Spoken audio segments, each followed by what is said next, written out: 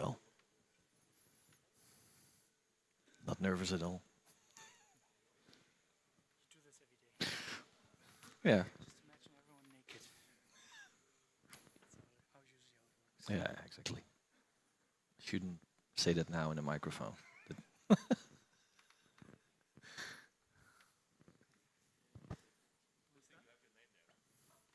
Sorry? Yeah, it's. I also forgot my turtleneck. Cool, should we start? Sorry? Should we start? Yeah, let's do that. Awesome. Welcome back, everyone, from the break. We have a new session coming up from the great Wim Sellers. For people who don't know Wim, like this guy here in the front, Wim is the TSC member of the WebDriver project, helping out in the project for many, many years. He worked at Sauce Labs. He is now director at Tech Champs. And he will talk about when mobile testing hits you harder than you expect. So give it up for Wim, please.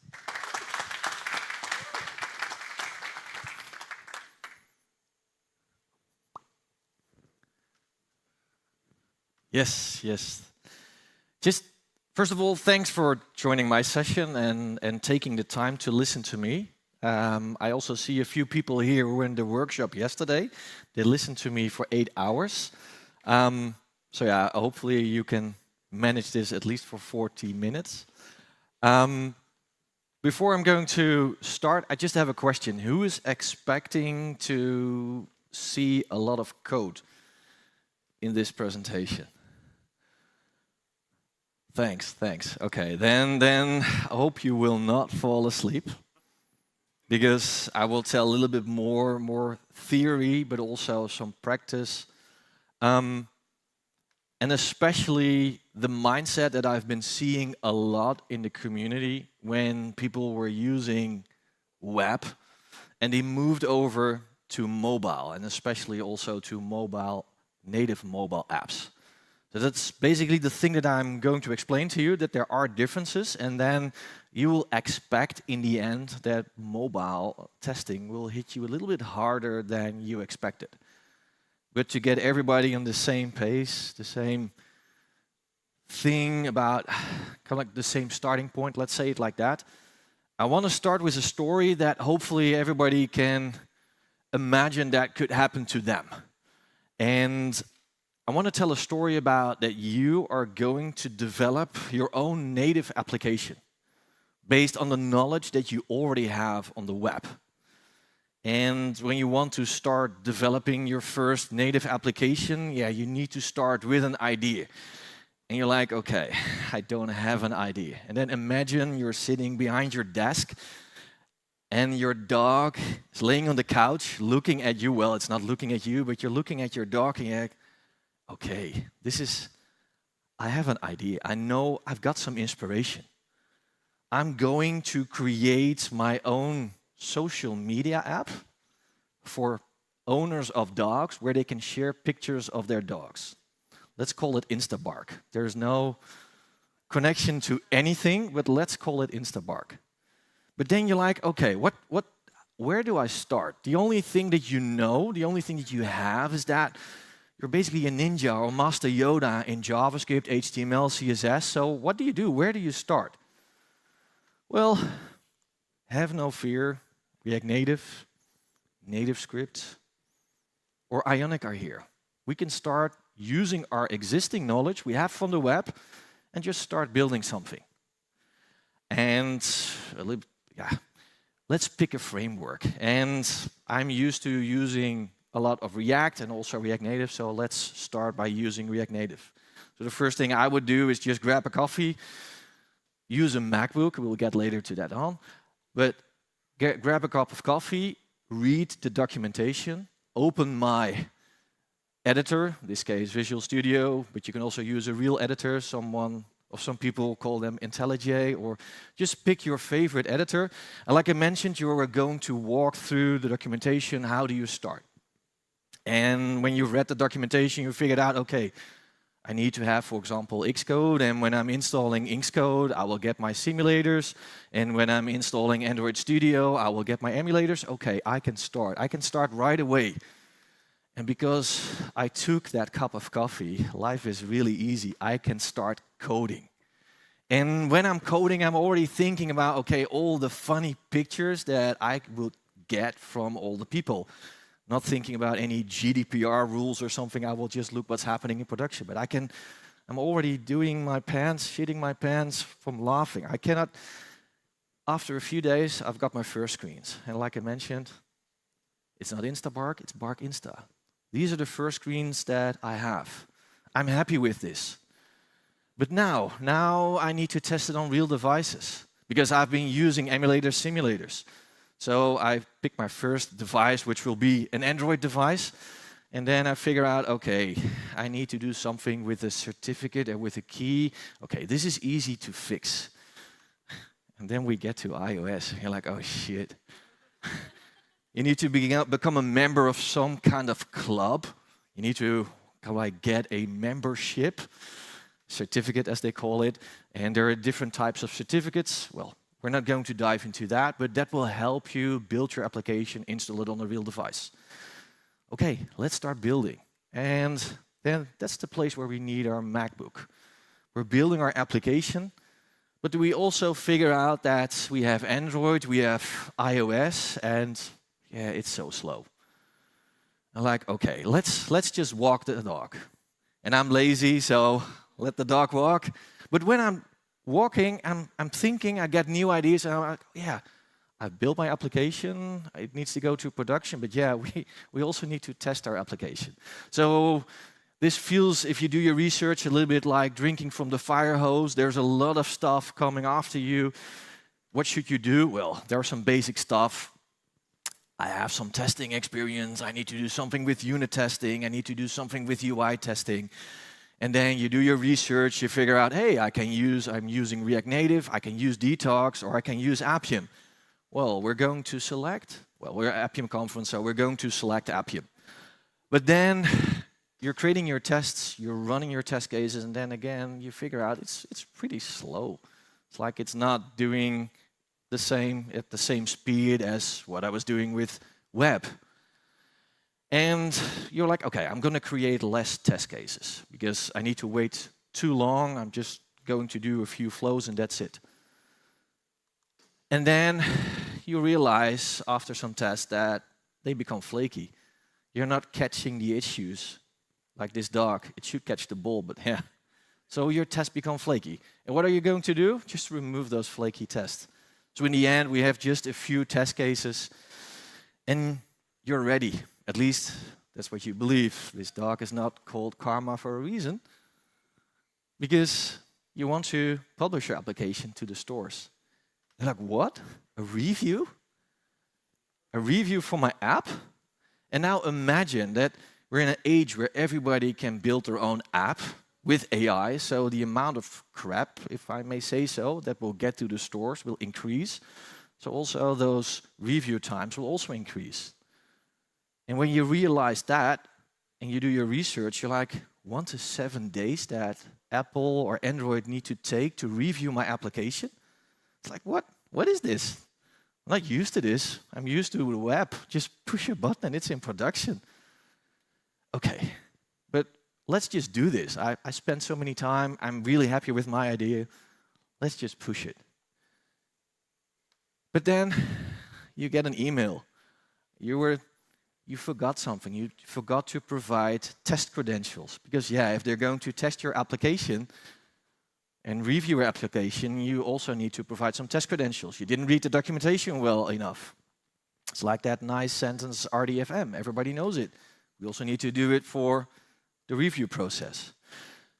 But you submit your credentials and then in the end, your app is in the store after 5 days.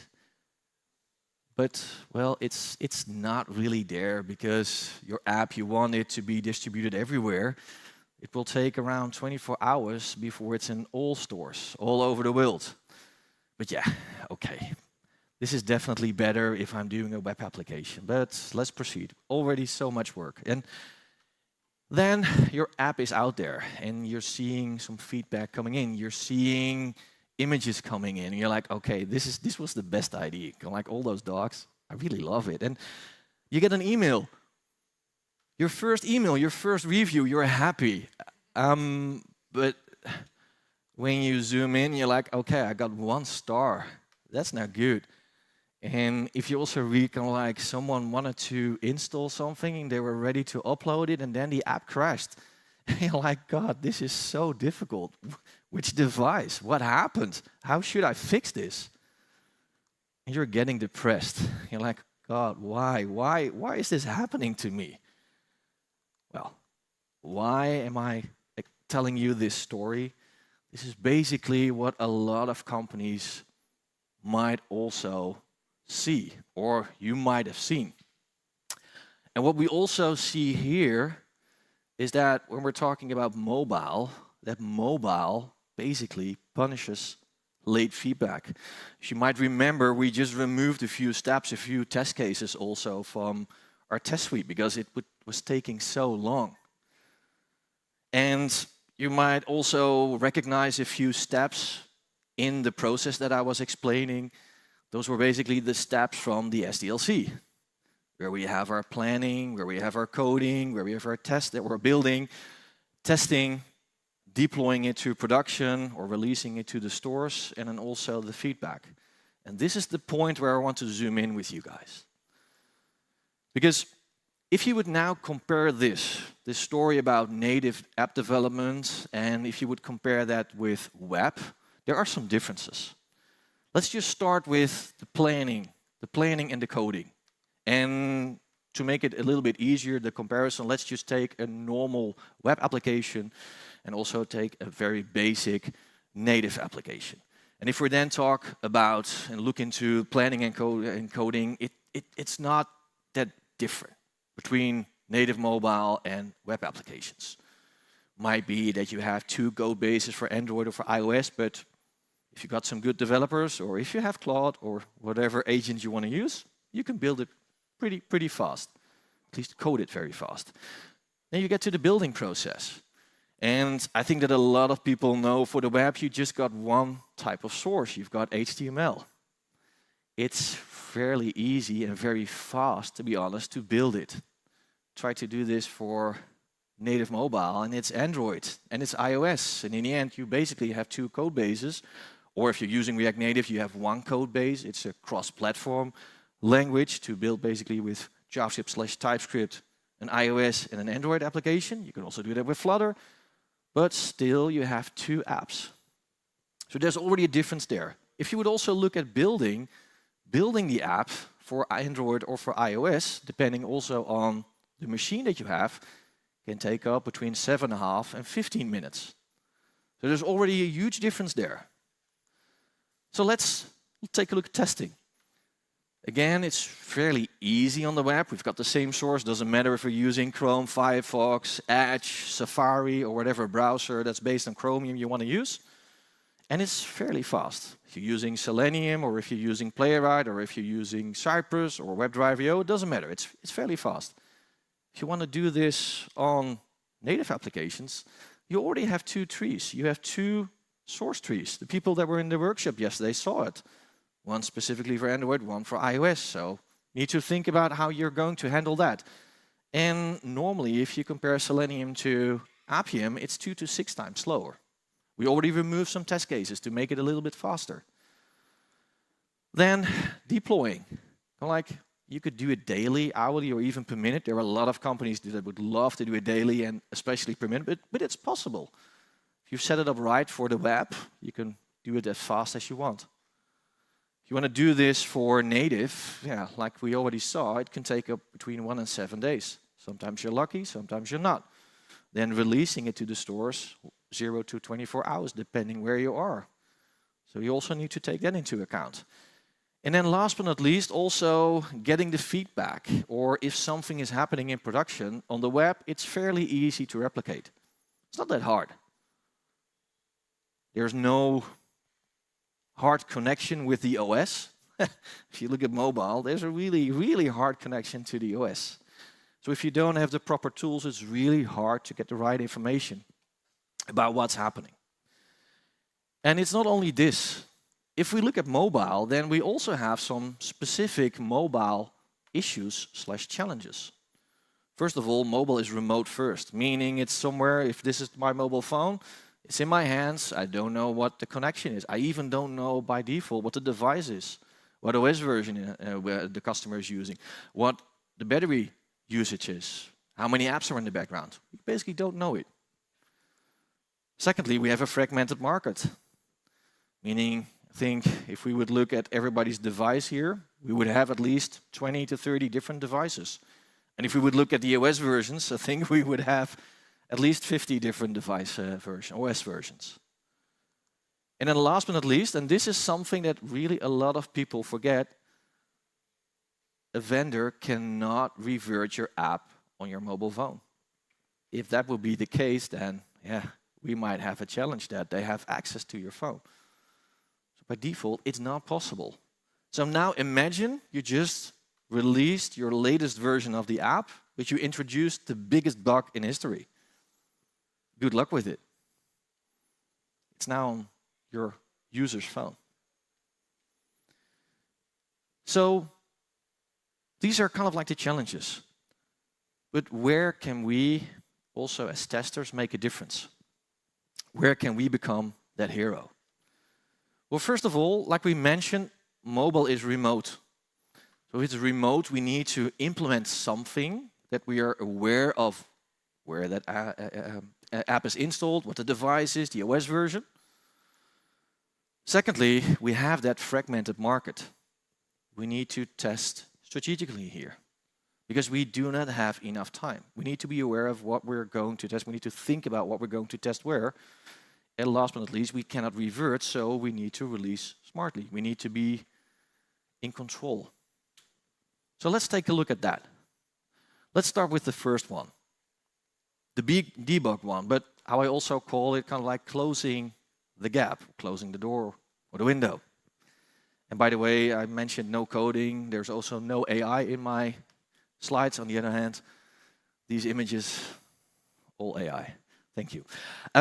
But if we're talking also about closing the feedback gap, we need to also think about kind of like the issues. It's basically not at your desk. You cannot replicate it. You cannot easily reproduce them.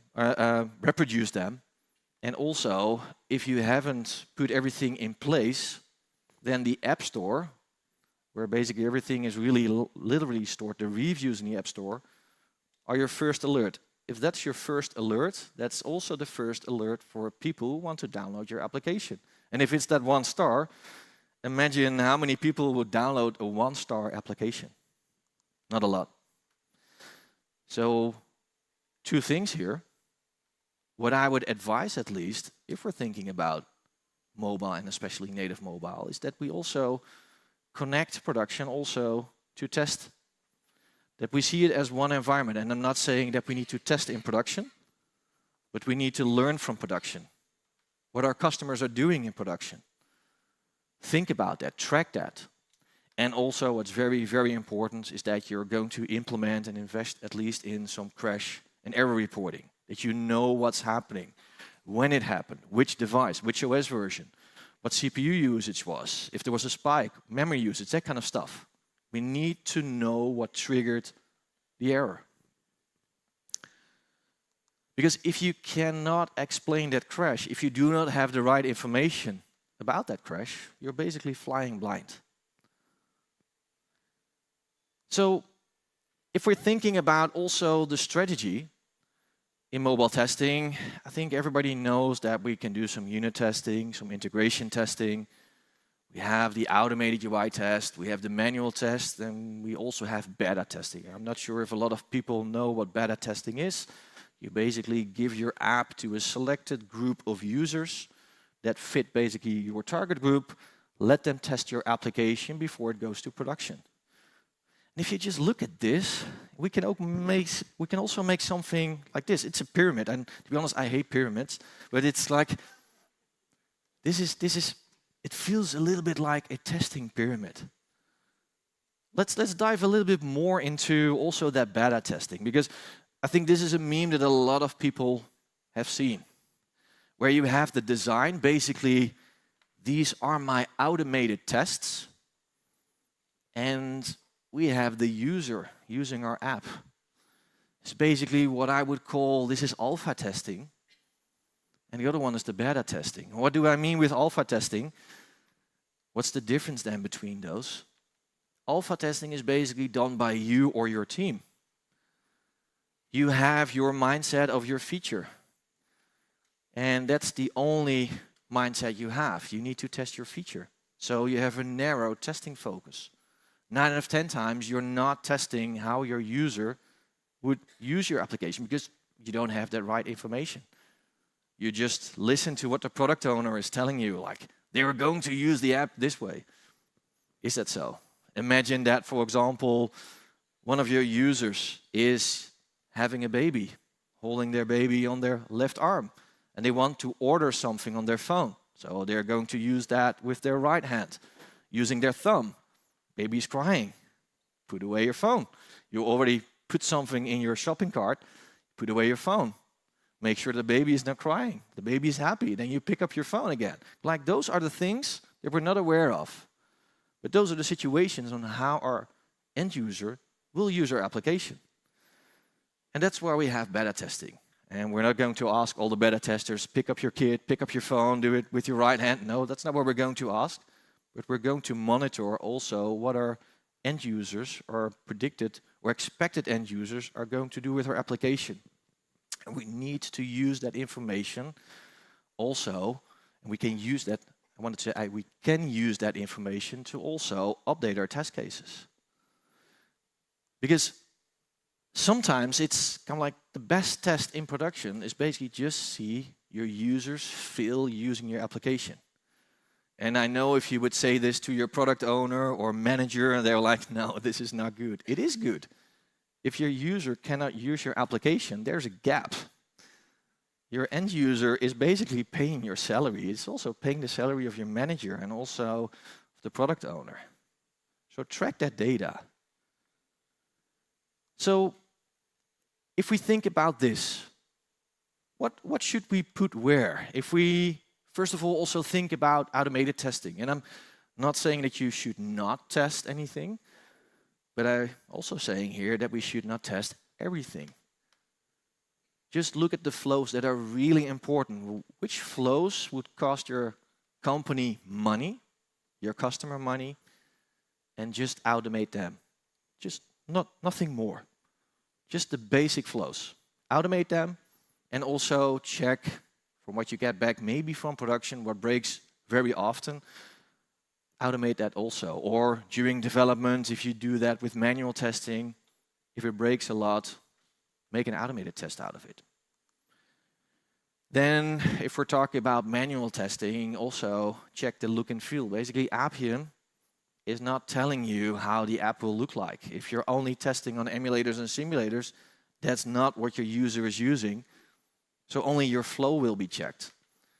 This helped me when I was still a consultant a lot, because before we went to production or we pushed our application to the stores, 3 developers, 2 testers, including me, just installed the app on our phone and we were just monkey testing. I call it monkey testing. It's like just go through the app, do strange thing and see what happens. And then you will spot things that should not be there. And then you can prevent it before going to production. And then also that beta testing. And why is this so important? We already saw it before when we look at that SDLC, that phase between testing and going basically to production can take a very long time. It's not as with the web. So we need to be very cautious about what we're doing and what we're pushing to production. Because when it is in production, try to control your app on the phone of the end user. So we need to think about also what our end users are doing.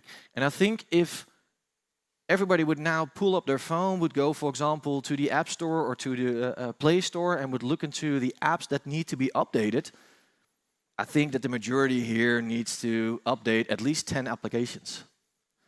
So you just introduce that nice bug for your customer.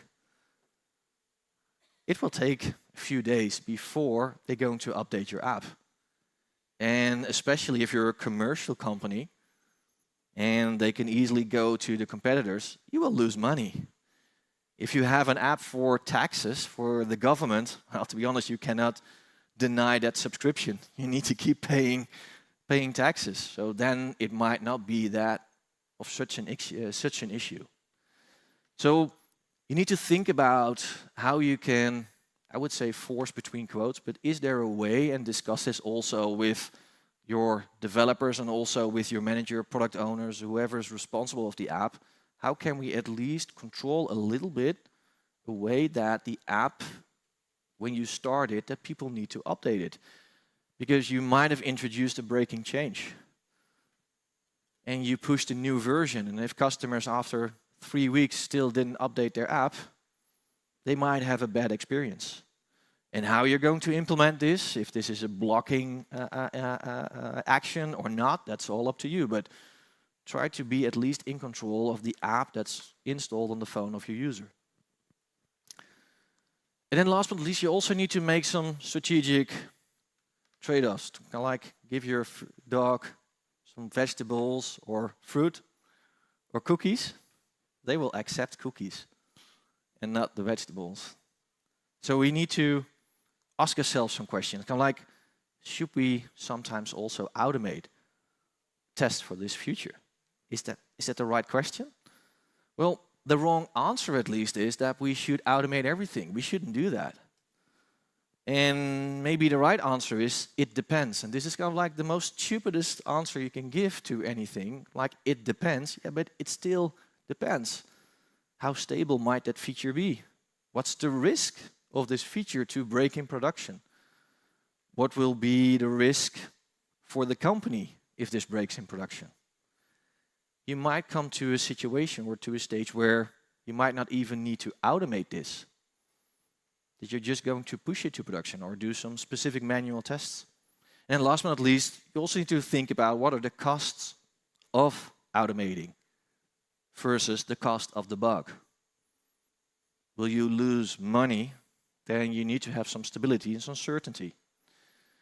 And the reason for also mentioning this is, when I was still working at Sauce Labs, we had one of our customer advisory boards, and that was kind of like always a nice event where customers were invited by Sauce Labs, and we had conversations with our customers, like, what are the challenges that you're facing?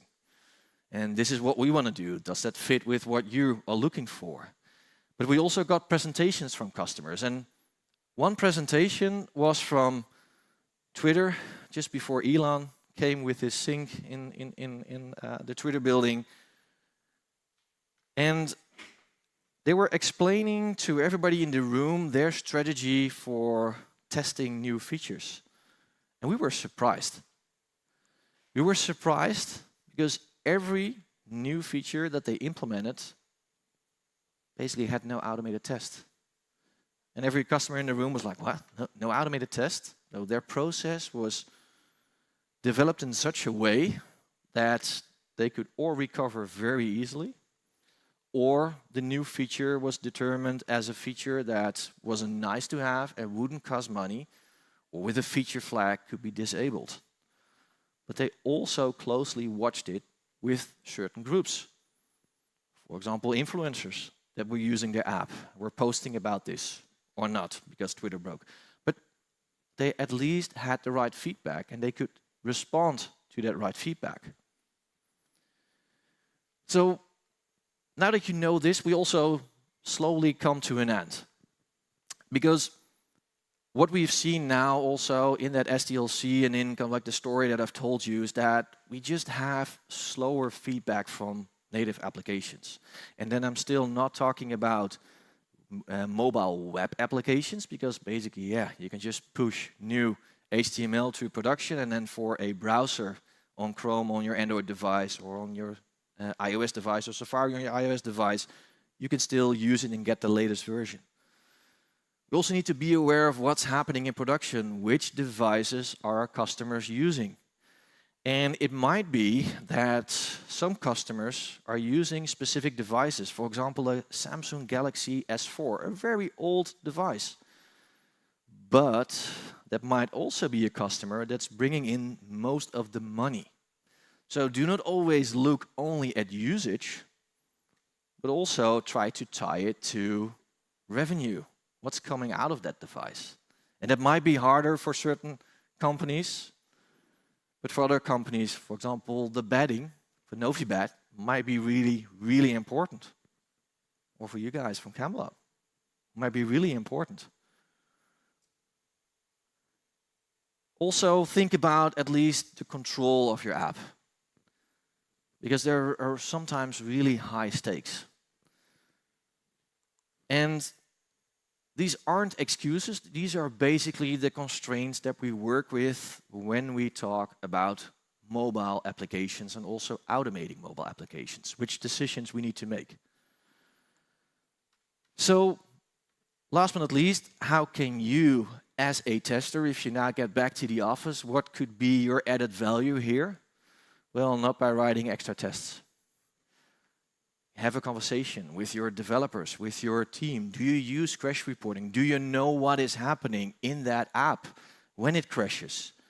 Do you get the right information that it crashed on line X with this error? If so, your developer will be happy because he can fix it very, very fast. Also learn from what's happening in production. Try to monitor what your user is doing in production. It might be that they're using your application completely wrong, according to you, but that behavior is normal for them. And then change or test cases or even change the feature that you've built. Yeah, and if you cannot wait for production to get that feedback, try to introduce beta testing. It will also add some extra work for you because you will get more information back from production. On the other hand, we're now living in the AI world, the AI era, or whatever we want to call it, so we can easily monitor, cluster, and analyze that information we get back from our customers from production. We can see patterns. So discuss that with your colleagues, your product owner, your developers. Also, if you're thinking about testing itself, think about the right strategy. What are we going to test? What are we going to automate? How much time will it cost? What's the risk? Learn from that. And also, make some smart trade-offs. Try to control your application.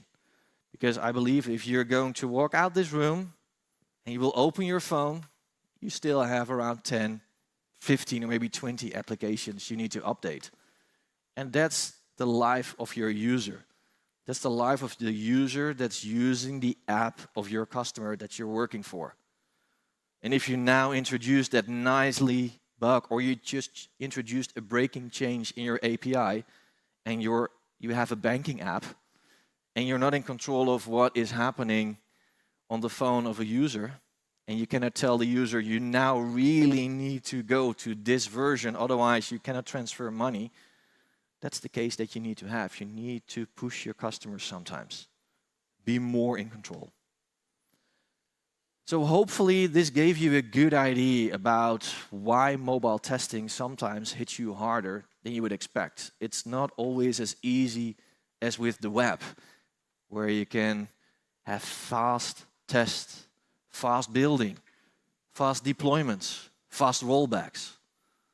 Those are kind of like the constraints that we have with mobile testing. So if we think about that, think about the quality, not only about scripting, but basically the complete picture.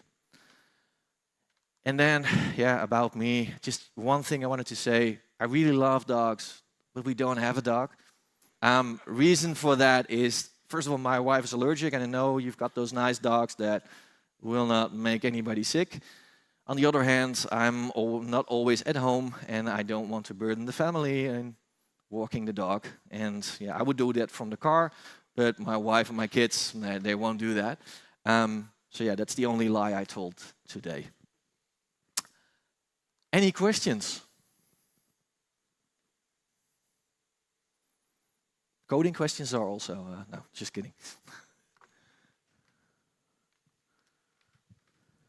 So this is regarding the burden of having to have your app reviewed before it's published. Does this also account for when the app is receives an update, or only for releasing? It's basically both. Okay.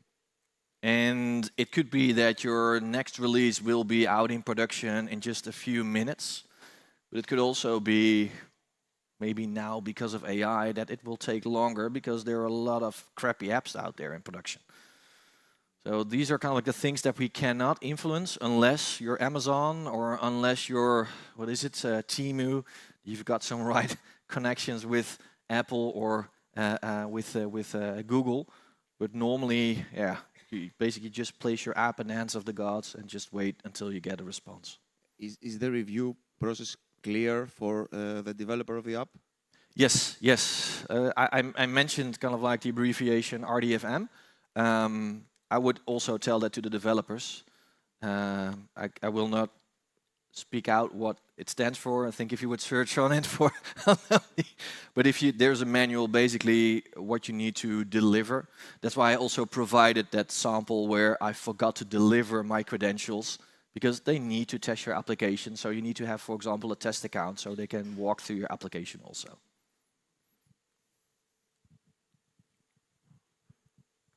Hi, so you mentioned before that you should be in control of your application and engaging with the customers to make them download the latest. Do you have any techniques for that? Any tricks? There are, if we repeat the question, kind of like, are there some tricks to be more in control of the app or also to get more feedback from production? And to get the people to download it the latest, right? So to get them to actually click download it. There are several ways to do that, and it all depends on how you as a company want to do that. Basically, you in the app itself, you know which version you are. You just need to basically map it to a version that is officially out there or has a breaking change. And how you as a company implement that, it's all up to you. And if you want to make that blocking, or if you just want to give your user a notification, okay, you should definitely update or update within 1 or 2 weeks because then a service is going down. Well, you will not provide that information, but for example, if you are going to deploy a new service in 2 weeks, then hopefully your customer has time enough to also update their apps. So that's basically how you could do it. It's all up to you as an organization. And regarding also the information to get back, you've got different types of SDKs that you can implement in your application, depending from a unified solution to the Beta Store or the Google Play Store, all depending on how you want to use that. So Makes sense, thank you. Yeah, okay. More questions? How do I find beta testers? I mean, it's kind of, when I put something on the App Store, people randomly download it. But I want to find people to give me feedback and not give me a 1-star rating. So how do I, is there a program I can just join and I get them? Good question. Good question about the beta program. Well, first of all, I think if you're developing an app, you should involve also marketing for the company that you're working for. Because if marketing does not know who your end user is, and they cannot, for example, for this dog app, and you're selling, for example, dog food, and your marketing team only knows cat users, then you need to replace your marketing team. So first go back to your own organization, the marketing team, and see if they can find and deliver those beta testers. Then depending on the type of app that you have, maybe you can also ask for influencers. There are some influencers that could help you write a good review, write a blog post, or do that TikTok dance, whatever you want to do with your app, and that matches what you as a company want to reach and how your user, who your user will be. And yeah, you can find other ways. If on the web, subscribe, become a beta user. You can also buy reviews, but I don't think that's the best way to get high ratings. But yeah, there are tons of ways to get at least beta feedback and also improve your ratings. do you find the best balance between no testing, like Twitter's solution that you mentioned, and testing a lot? So, like, yeah. What's the best Good balance? question. Where do you find the balance? I think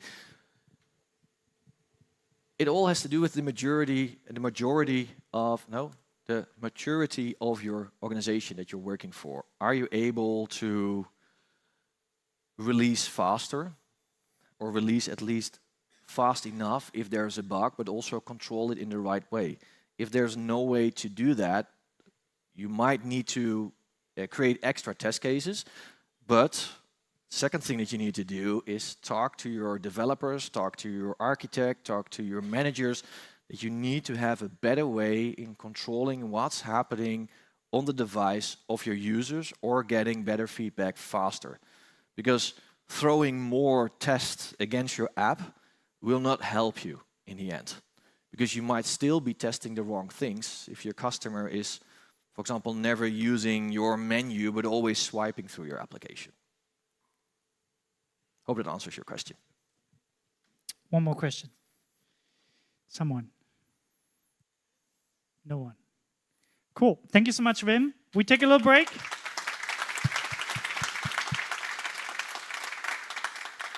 We're going to have a short break, and then we will see Maxime on latest news on WebDriver BiDi. If you're interested in that, stick around. Otherwise, see you upstairs. Thank you.